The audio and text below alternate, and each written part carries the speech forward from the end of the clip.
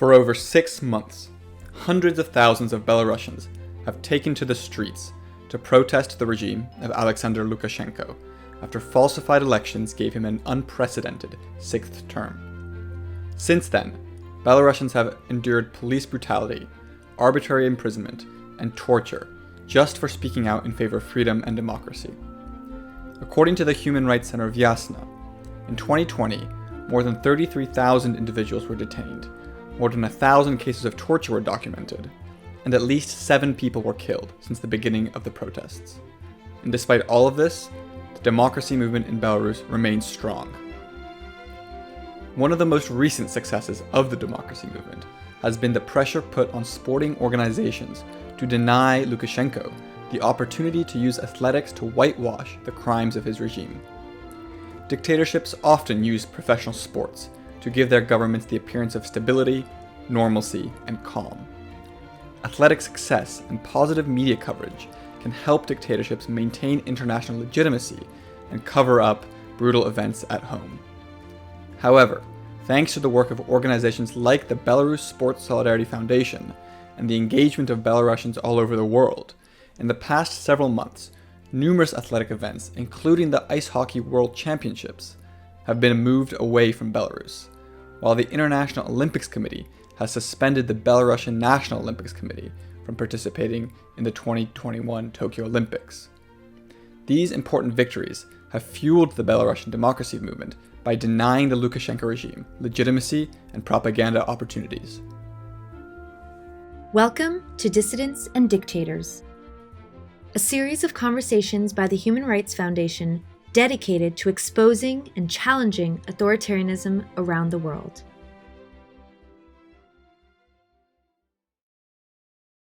Hello everyone, I'm Alexander Sikorski. I'm a Program and Policy Fellow at the Human Rights Foundation, and I am honored to welcome today our guest. Anatoly Kotov is the Relations Manager of the Belarusian Sports Solidarity Foundation, which has led numerous campaigns to bring attention to the situation in Belarus among international athletics organizations and the sporting world. He is also the former Secretary General of the National Olympics Committee of Belarus, which only a few days ago had its suspension confirmed by the International Olympics Committee after Lukashenko's son was elected its president. Welcome, Anatol. Thank you for joining us. And I actually want to start by asking you about that suspension. Do you think that there is any other country in the world where the head of the Olympics Committee is also the son of the president? What does that say about the ties between sport and the Lukashenko regime? Actually, we tried yesterday to find out if there is such a case, if there was such a case in the history of international Olympic movement. First of all, where the son of the acting president of the NOC and also acting president of the country ever have been elected as a new president of NOC, and on the other hand, if there was any case when International Olympic Committee didn't recognize the results of the elections of the head of the NOC. And unfortunately, we didn't manage to find such a case, so we state that it's some sort of presidency which unfortunately was done by Belarusian NOC. Today, it has been published the official statement from Belarusian NOC that they are not that they do not agree with the decision of International Olympic Committee because they state that everything in our country is quite good with the rights of the athletes, and IOC was misleaded and made a huge mistake taking such a I would say outstanding decision. But from our perspective, and there have been several, I would say, warnings from the IOC, public and not public. Also, there were some statements by our Sports Solidarity Foundation that it doesn't matter if you change some wordings in your articles or in some instructions, or even if you change the constitution of the composition of the NOC or of the athletes commission within the NOC. Doesn't matter, because the main thing, the main actor in such cases are sportsmen whose rights keep on being violated in Belarus due to political reasons. Last week, we filed another package to the IOC to draw their attention for the uh, um, ongoing suppression of the Belarusian athletes who are against violence and who are claiming that new elections of the president of the country should be carried out. And fortunately for us, IOC took our argumentation into account while passing through this decision yesterday on Monday. We are quite satisfied with such standing of the International Olympic Committee, and we see this decision as I would say, some sort of final warning for the National Olympic Committee of Belarus to stop repressions of the Belarusian athletes who are against violence in our country, who have this as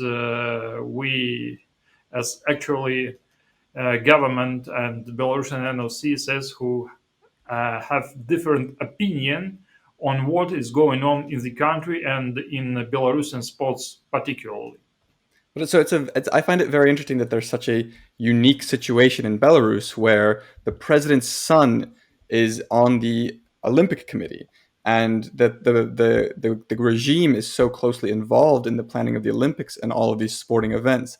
Why do you think it's the case that the Lukashenko regime cares so much about Belarusian athletes and controlling the Belarusian Olympic Committee? What is the purpose of that? What benefit does the Lukashenko regime have from being so closely involved in the lives of athletes and in their competitions? Actually, sports in our country, in Belarus, is some sort of I would say a toy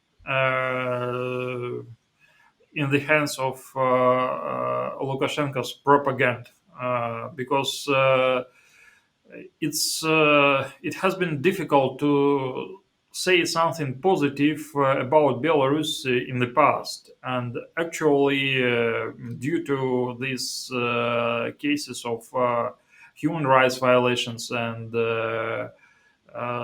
specifics of the regime, which is even last year was called by government that dictatorship is our brand, is a national brand. It's something ridiculous, but they are proud of it. And almost the only thing on the international agenda which could have been used by the authorities to promote themselves, it was sport, due to good legacy from Soviet times, and due to persistence and skills of our coaches and athletes, even of, I would say, more new generations of athletes and coaches in particular kinds of sports. They used these victories at the Olympics or at the World Championship or European Championships to promote the country, because it was even stated by Lukashenko once during, I guess, General Assembly of the National Olympic Committee that, for example, Daria Domracheva has done for Belarus, for the promotion of Belarus as a country, more than the Ministry of International or Foreign Affairs of Belarus, because these successes are glorified by millions of people everywhere. And Olympic Games, they have great international auditory, and it's a great opportunity for the country to show that we have something to be proud of. And on the other hand, all these things led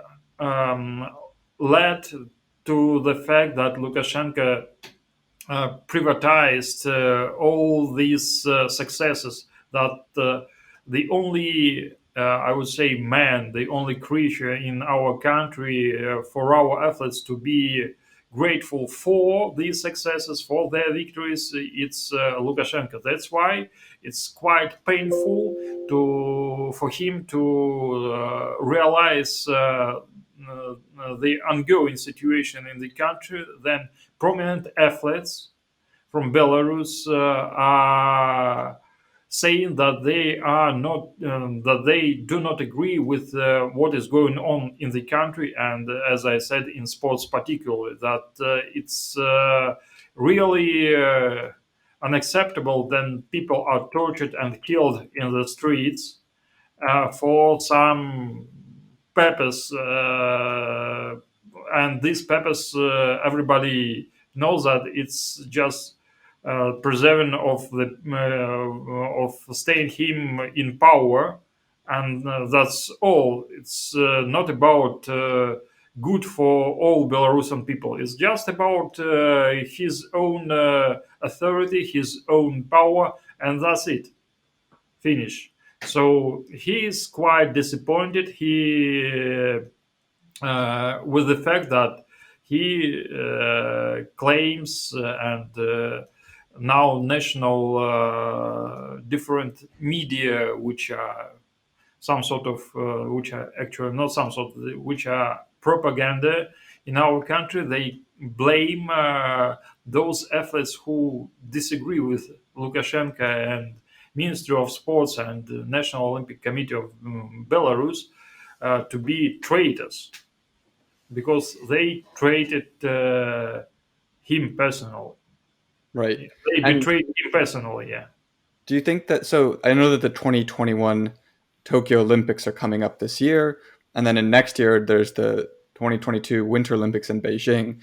How do you think Belarusians who, who may agree, disagree with Lukashenko and support freedom and democracy, but who also want to, take pride in their athletes and in their sporting successes, how do you think that Belarusian athletes can compete, or should they even compete, in the Olympics this year and next year, even though the National Olympics Committee has been suspended and no one wants to see Lukashenko's name associated with the victories? Is there a way to get athletes to still be proud of, to forget Belarusians to be proud of athletes and competing at the Olympics?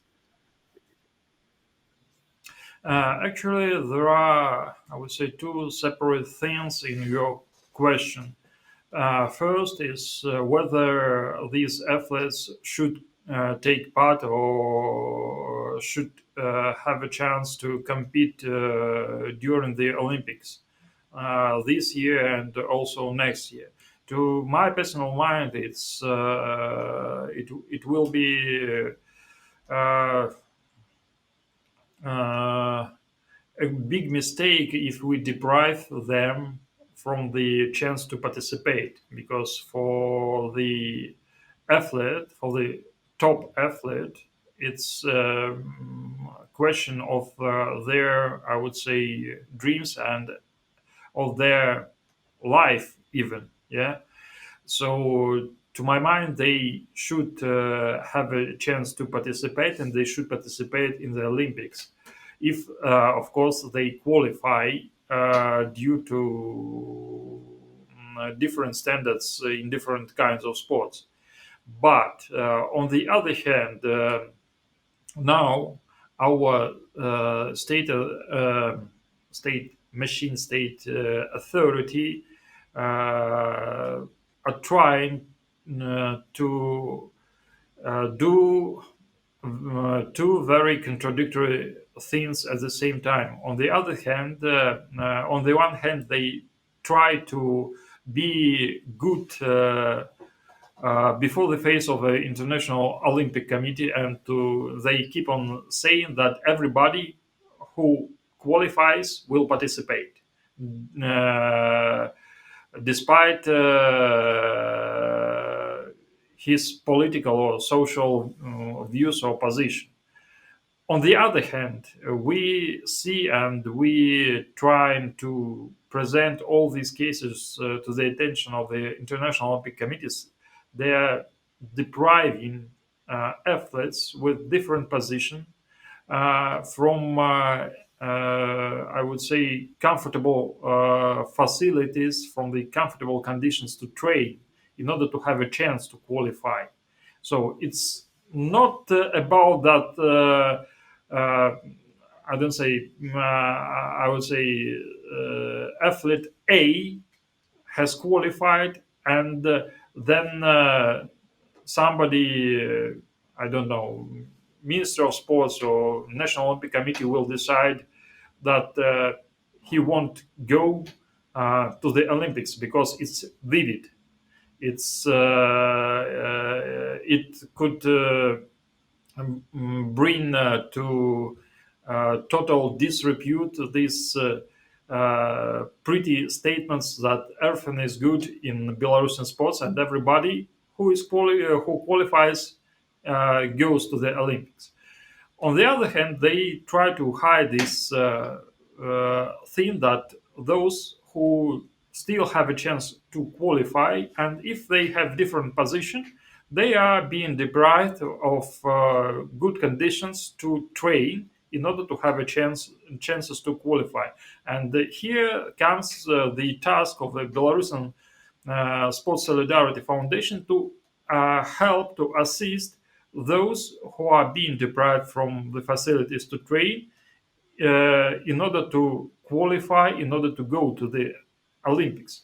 And we are bringing also all these cases to the attention of the International Olympic Committee, that sportsman B who has to go to the, I don't know, European Championships or to World Championships to fight for license for the Olympics. We're helping him from the organizational point of view and also financially to train in order to have to be in a good form to compete, because state authorities, they are just closing the facilities or they are firing them from state enterprises or state service. There the athletes are just earning money while training. So they are trying to do this to introduce these repressions a little bit in a hidden way. But we see everything what's going on. We assist and we help those who are being repressed, and we managed to bring, for example, Olga Mazuronek back to trainings with the state facilities and with state authorities. And I would say that the only, I would say, thing, the only factor which helped us to achieve such a result, it was the pressure from the internet, pressure and attention from the side of the International Olympic Committee, who which declared that they will monitor the situation, and they asked international federations, and it's also confirmed in yesterday's statement of the International Olympic Committee, to ensure for Belarusian athletes equal chances to qualify and to compete in the Olympics. So we are monitoring the situation, and we're really very positively surprised by the strong position of the International Olympic Committee, who in Belarusian situation they are showing the world that they really care about sportsmen or athletes' rights. Mhm. So I want to, we will move to talk about the work of the Belarus Sports Solidarity Foundation in canceling various events in Belarus in order to prevent the regime from benefiting. And so we'll get to that. But I also, while we're still talking about the Olympics, I want to ask you about the 2022 Beijing Olympics, which are being held in another authoritarian country where its citizens are regularly tortured, and the Secretary of State of the United States has declared that there's a genocide going on in China. And I want to ask you, what do you think about participation of Belarusian athletes, or really any athletes, in the Beijing Olympics in 2022, and whether you think that that the athletes and sponsors should show the same kind of solidarity in China with the people who are being oppressed in China, as they do with the people who are being oppressed in Belarus. Actually, if there are facts which are really confirmed, it's a big issue for the IOC to, I would say, keep these standards of non-violation of human rights. But on the other hand, we see, and for example, we try to introduce such a case, for example, during second European Games in Minsk 2019, that this major sport event should be used not as a tool of states' propaganda, but a tool to modernize the country. Because in order to have a chance to hold such an event, there should be some changes within the country. So to keep the highest international standards, also from the point of view of the respect of freedom of speech, of freedom of media, and respect to general human rights. So, in general, I see that there is a big chance for the international community to influence the country in which such major sports events are being held. But on the other hand, if nothing changes in the process or after, if it's some sort of, I would say, Belarusian case, then there is no progress within these areas. So I guess for the future there should be introduced more strict standards as for allowing countries which do not respect in full human rights to held such events. But to my mind, first there should be a chance to Mm. have such events in order to bring these countries to introduce some positive changes. If there is no progress and no chance for progress, so I guess these cases should be treated more like Belarusian one. Mhm. Well, and I want to talk a little bit about the big successes of canceling events in Belarus, because in January, I think it was one of the big recent successes of the democracy movement was the cancellation of the Ice Hockey World Championships by the International Ice Hockey Federation, after there was a huge public backlash from Belarusians and the international community. And ice hockey is an important propaganda tool of the Belarusian regime. Top officials in the Belarusian Ice Hockey Federation are close associates of Lukashenko and are directly involved in many of the crimes of his regime. And so the most notorious of these examples is Dmitry Baskov, who is the head of the Belarusian Ice Hockey Federation and has also been identified as one of the individuals responsible for the death of a peaceful protester, Roman Bondarenko, in November.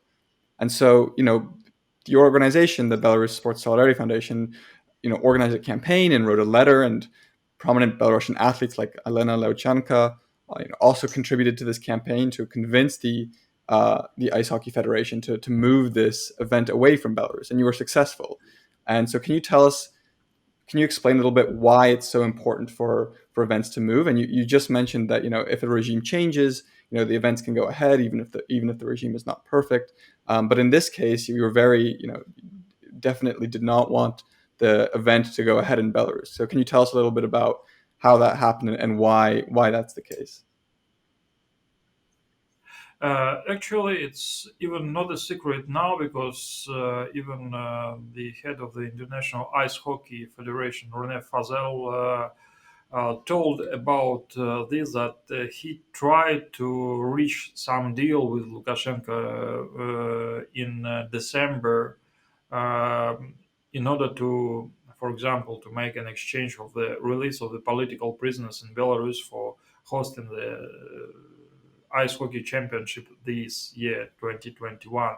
And actually that could have been accepted by Belarusian society because if more than 200 people, almost 300 people, could go out of the prisons, that Hmm. could be a price to pay to have such an event as ice hockey championship in Belarus, and also if there was some sort of guarantee in order not to have newcomers to prisons, yeah. Mm.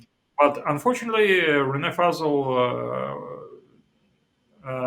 hadn't succeed with such, I would say, dealing or bargaining with Lukashenko, and the only one option has been left for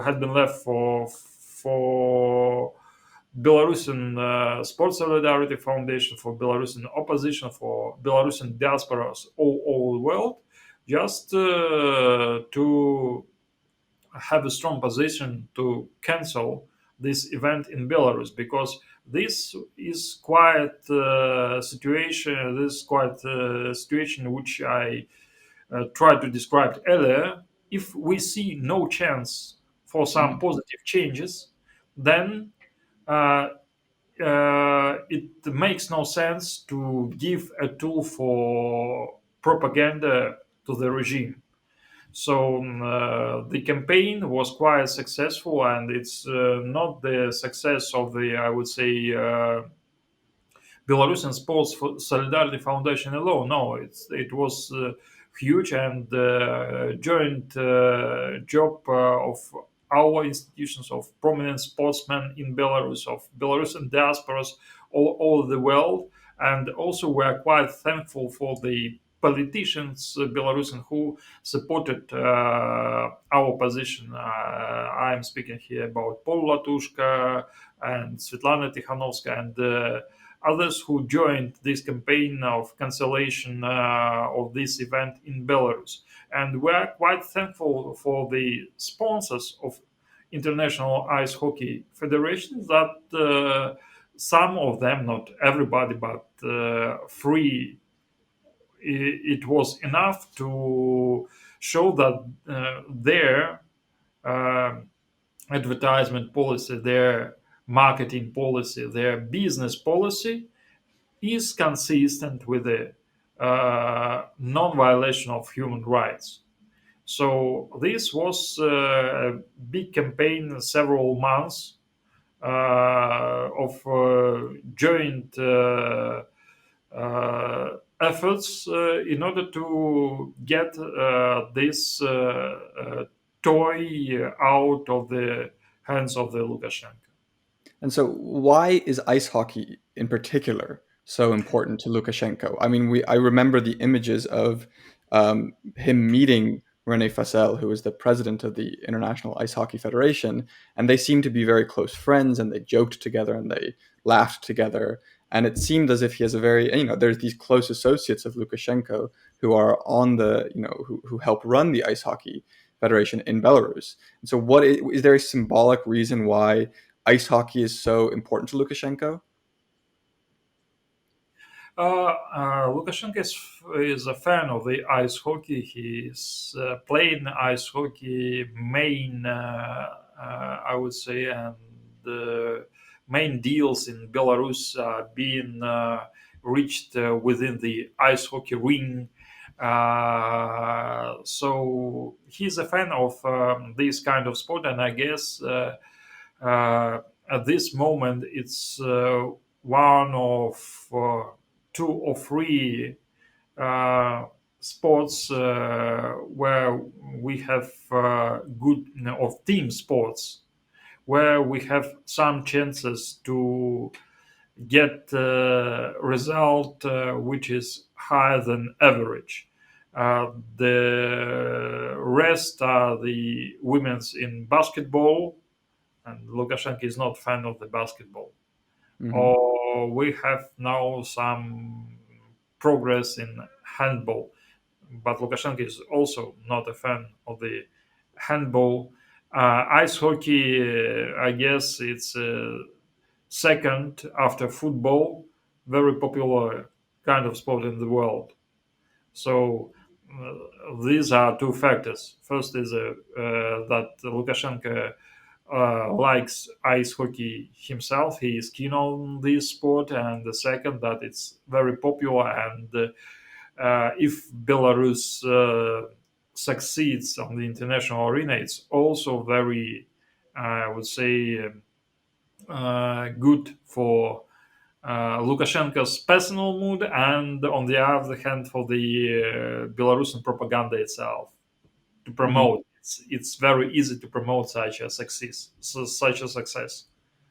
I suppose this is a similar question to why is why is Lukashenko's son on the IOC committee? But can you explain a little bit why Dmitry Baskal, this man who's been accused of murdering a peaceful protester, what on earth does he have to do with ice hockey? Why is this thug involved in a sport in ice hockey? What is the link between? Can you explain the case and explain what the link is Uh, between beating up a peaceful protester and playing ice hockey?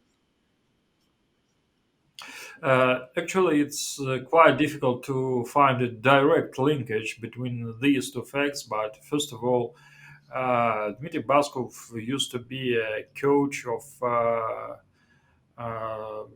of the son of the Lukashenko, of Nikolai, and after becoming a coach of Nikolai, the career of Dmitry Baskov was quite fantastic and I would say immediate and prominent and whatever I would say any exaggeration you can find. This would be about his ice hockey coach or ice hockey functioneer career about Dmitry Baskov. So he became um, from the ice hockey coach of son of Lukashenko. He became the head of the federation. He is a chief of best Belarusian ice hockey club, Dynamo Minsk. And I guess getting these posts was connected, was linked also, or was in parallel with getting more influence in some business activities. So Dmitry Baskov has become a very, I would say, close and trusted person with Lukashenko. And in order to be thankful, they created some sort of group of the people who are close to Lukashenko who decided that it was a good idea to fight with the signs of the protest, to fight the protesters themselves. And unfortunately, they been actually there was accidental killing of Roman Bondarenko within this uh, idea to find the signs of protest, to find the red, white stripes or some graffitis, or all the Minsk. Unfortunately, they killed young man who was just a painter. So Hmm. it's not a direct linkage. It's ice hockey, business, I would say some extreme intention to show up their loyalty to Lukashenko brought to this death of which has been investigated uh, uh, by the civil society, by the media, but not by the official state investigators. Unfortunately, everybody knows in our country who has linkage to the direct linkage to the Roman Bondarenko's killing, Right. and everybody knows that Dmitry Basku was on the side. There is enough. There are enough proof for that fact, but it's not being investigated by the state authorities because uh, Lukashenko cares about Baskov. He doesn't care about Roman Bondarenko. Right. I mean, I suppose it goes to show just how closely linked and Yeah. how dependent, the sporting authorities are on personal loyalty to Lukashenko. I mean, no one he knows everyone, and he has absolute control over who gets to run these organizations. There's no kind of independence at all, and you can really see how important sport is to the Lukashenko regime as a means of propaganda. And I actually want to zoom out a little bit because Belarus is not the only country in the world that has an authoritarian leader that likes to use sports in order to as a means of propaganda, as a means of gaining international legitimacy. Another event that was actually recently canceled in Belarus, the UIPM pentathlon championships, where it was actually, and they said that they canceled the event because of regional instability. They've actually moved the event to Egypt, to Cairo, which in terms of human rights is not any better than Belarus. There's also hundreds and hundreds of dissidents in prisons where they regularly are tortured and frequently die as well. But nevertheless, the organization didn't seem, the UIPM didn't see a problem with moving the event from Belarus to another authoritarian country. And so many of these international sporting organizations don't, like, when they're pressured in one country, that doesn't make them think about, oh, maybe we shouldn't do this. They just try and go to another country where perhaps there's less pressure. So I actually want to ask you, as someone who's been deeply involved in successful campaigns to prevent international organizations from legitimizing dictators, what do you think the best way is for human rights defenders and activists all over the world to pressure sporting organizations and to encourage them and to convince them that solidarity with repressed athletes and human rights defenders is worth it? Actually, the answer to this question will be quite simple. It's solidarity and joining efforts of, as I've said, prominent athletes, influences within and out the country. Also, it's about using the potential of diaspora and human rights protection movements and organizations all over the world. If everything is, I would say, in one pack and is acting according to the joint strategy, there is a chance to success. Because, for example, in 2014, there was also campaign for canceling ice hockey championships in Belarus, but it didn't succeed Hmm.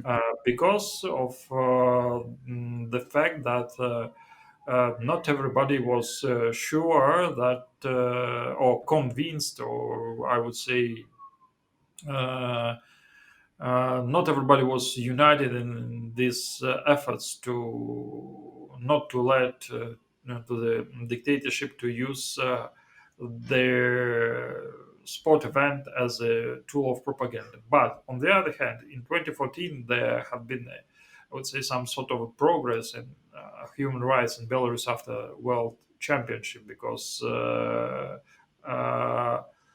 even our Belarusian police and the other authorities, they saw that they uh, could act as any European, as in normal European country, and nothing bad happens on the streets.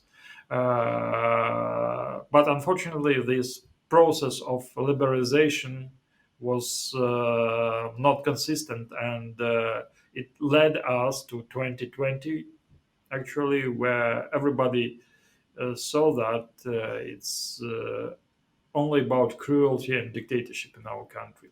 So, our advice, if you want to I would say, prevent this usage of major events as a tool for propaganda in dictatorship countries. You should have a plan which joins both efforts nationally and internationally. Hmm. And so we're sort of reaching the end of the time that we have, and I want to ask one final question, which is, how can ordinary people who live, all over the world, but who support, Belarusian athletes and who want them to be able to, express themselves and compete and but defend, freedom and democracy. What can people do to sort of support Belarusian athletes? What is the best way for people in the United States or people in Western, in France or in England? What can they do to kind of help Belarusian athletes, achieve success without supporting the Lukashenko regime? I guess there are two things two tools actually where we can see this support. First is media to keep Belarus and Belarusian sport and Belarusian athletes and Belarus as a whole as a topic in media. The violation of human rights, arrests. You know that more than 30,000 people has passed prisons during last half a year. It's Hmm. unprecedentable thing in post Second World War Europe. The second tool is to support Belarusian Sports Solidarity financially, because we have very transparent uh, financial model in order to bring the money to the sportsmen who really do need this money to keep their training in order to compete as a Belarusian athlete at any major sport event. So I guess there are two simple tools: media and also financial support for those who are uh, deprived of some state financing in order to prepare to the competition, because our system is quite different than in, I would say, normal Western countries, where main source of income is sponsorship contracts for the athletes. Our system is more like state oriented. The major income is state budget. So few of, I would say, our athletes have sponsorship contracts, which are source of their income. That's why Belarusian Sports Solidarity Foundation seeking for any kind of support to transfer this money to these athletes, to ensure for some of them relocation, even, because we have cases then of really of repressions against our athletes, and they have to move out of the country because they have sentences Hmm. for participation in protest movement. It's absurd in Europe of 21st century to go to prison if you are against something. Hmm. And everybody's keep on saying that everything is being done with the accordance according to the Belarusian law. But this year and last year, we see that law is dead in our country. It's only about punishment for those who do not agree with Lukashenko. Well, thank you very much, Anatol. It was a very interesting conversation, and we've learned a lot about how the Lukashenko regime has used athletics to support its regime, its power, and how closely connected various athletic organizations are with the Lukashenko regime. But we've also learned about how international organizations can be pressured by a civil society that is united in order to cancel important athletic events and deny dictatorships the ability to sort of legitimize their regime through sporting success. And so we've talked about the Olympics, and we've talked about the ice hockey championships, and we've talked about the pentathlon championships. And so I want to thank you very much once again, Anatol, for joining us on our podcast. We wish the Belarusian democracy movement all the best, and we hope that the Belarus Sports Solidarity Foundation continues to do its good work supporting Belarusian athletes, who are maybe competing at the Olympics this year, hopefully, who we can cheer on, even if the Lukashenko regime is still in power. So thank you very much. It's a wonderful conversation, and I hope to see you again sometime in the future. Thank you. See you.